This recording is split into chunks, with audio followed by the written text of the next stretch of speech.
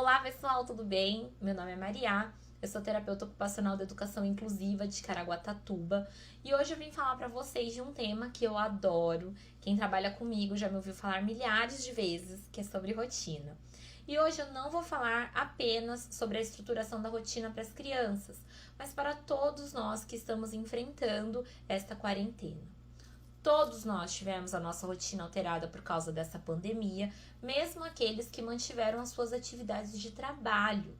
Todos nós estamos passando por quebras em atividades que eram comuns no nosso dia a dia, e isso pode nos deixar confusos, pode nos tornar ansiosos, alterar nossa qualidade de sono, nossa qualidade de alimentação, aumentar o estresse, diminuir nossa tolerância.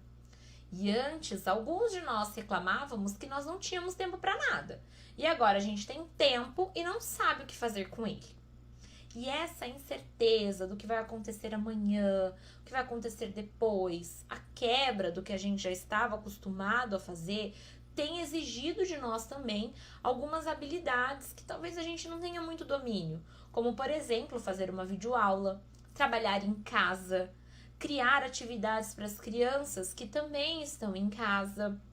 E com isso, a gente vai esbarrando em dificuldades que antes não existiam ou que a gente lidava numa boa, sem notar que eram dificuldades. Como, por exemplo, a administração do tempo de trabalho, a administração da quantidade de trabalho, realizar pequenas pausas, mudar de ambiente para se distrair um pouco. Mesmo aqueles que estão trabalhando, estes também tiveram um rompimento, uma alteração na sua rotina. Também porque tiveram que acrescentar algumas tarefas que não estavam habituados, como, por exemplo, lavar a mão com maior frequência do que estavam acostumados, tirar os sapatos ao entrar em casa, usar a máscara. E isso tudo pode gerar uma sobrecarga e alterar a sua saúde mental. Mas calma, a gente não vai falar sobre estruturação da rotina, de organizar atividades familiares, de trabalho, de cuidado. Não é para aumentar a cobrança sobre si mesmo e sobre as pessoas do seu convívio. Nem mesmo para aumentar a sua produtividade, a não ser que você queira. A ideia de uma rotina estruturada serve para diminuir a ansiedade do que virá depois, otimiza o seu tempo, ajuda a distribuir a energia que aquela tarefa demanda. E quando retomarmos as nossas atividades comuns, não vai ser tão sofrido para o corpo, para nossa mente, porque logo a gente vai voltar. A verdade é que agora o que importa é você fazer ou tentar fazer atividades que lhe trarão benefícios para a sua saúde física, a sua saúde mental, cumprindo com suas responsabilidades e de acordo com as orientações que recebemos diariamente dos órgãos de saúde, do governo, enfim. Mas sem se sobrecarregar, sem chegar à beira de um ataque de nervos por causa dessa sobrecarga, dessa cobrança. Tudo isso vai passar. Bom, mas vamos parar de conversa e vamos para a parte prática. Eu vou dar para vocês algumas dicas do que a gente pode fazer para estruturar essa rotina. Mas eu já vou dar um spoiler. Nem todo dia vai dar certo, nem toda semana vai dar certo e tudo bem. Então, número 1. Tente manter a rotina parecida com a que você tinha antes da quarentena. Não tem problema acordar mais tarde, viu? Nem dormir mais tarde também. Não tem problema. Mas, por exemplo, se seu filho estuda de manhã e você está recebendo as atividades da escola para fazer com ele, tente organizar horários de manhã, para que ele não acorde também tão tarde assim, para que possa manter aquele ritmo que estava vindo com a escola. E você também, o seu trabalho, ou mesmo com as atividades de lazer, exercícios físicos que fazia, tente manter os mesmos horários que antes. Número 2. Tire um tempinho para organizar a rotina do dia seguinte ou da semana seguinte, organizando as atividades que são obrigatórias, incluindo atividades de lazer, de autocuidado e os intervalos para descanso. Número 3. Você pode organizar essa rotina mentalmente ou, se for melhor para você, pode fazer de uma forma visualmente acessível. Então pode ser um painel, um quadro, um papel que vai estar pregado na sua geladeira, na porta do quarto, enfim. E essa rotina pode ser individual, familiar, no grupo do trabalho, enfim, o que importa é você incluir todas as suas atividades e organizar de uma forma que seja melhor para você. Número 4. Eu falei que a rotina poderia ser estruturada para toda a família.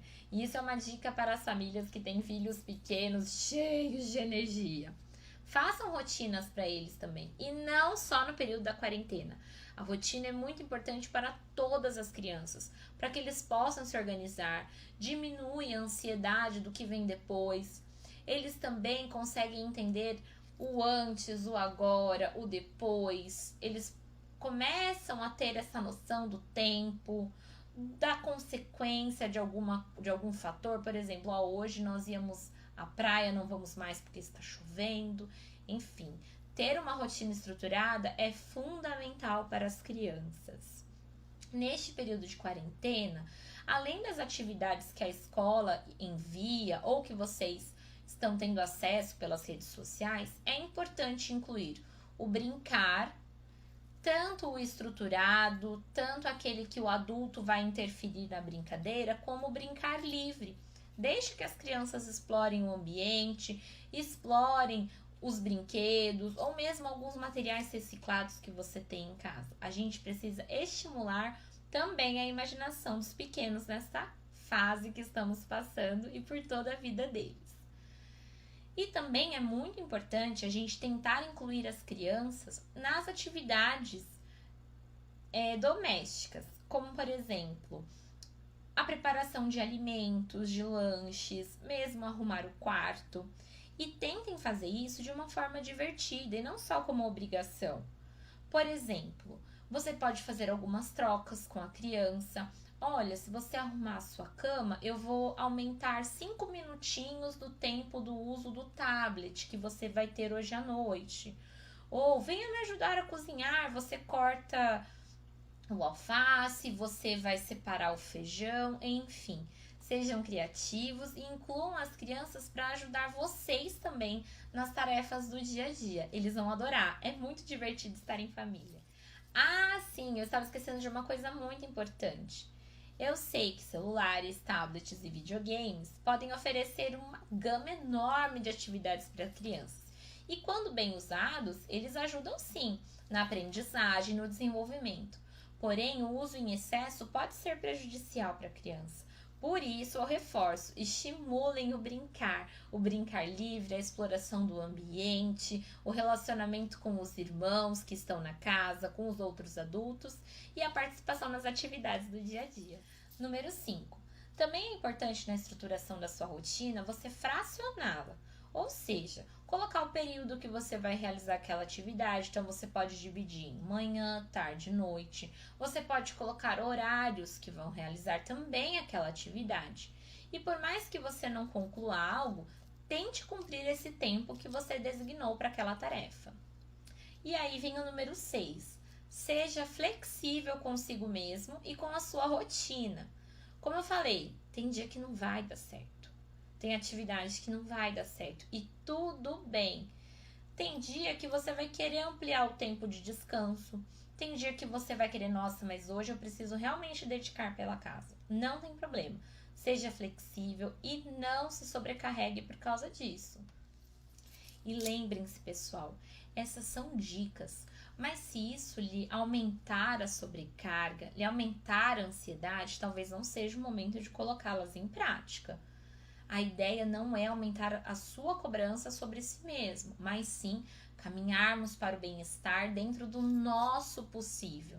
O importante agora é você tentar fazer o que lhe cai bem, o que vai lhe fazer bem e fazer bem para a sua família. Quando você se cuida, você cuida do mundo todo. É isso. Obrigada pela atenção de vocês. Eu espero que vocês tenham gostado. Espero que consigam colocar alguma coisinha em prática.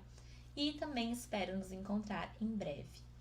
Um beijo. Isso tudo vai passar. E por enquanto, se der, fique em casa. Se não, tome os cuidados devidos para ir trabalhar. Beijo.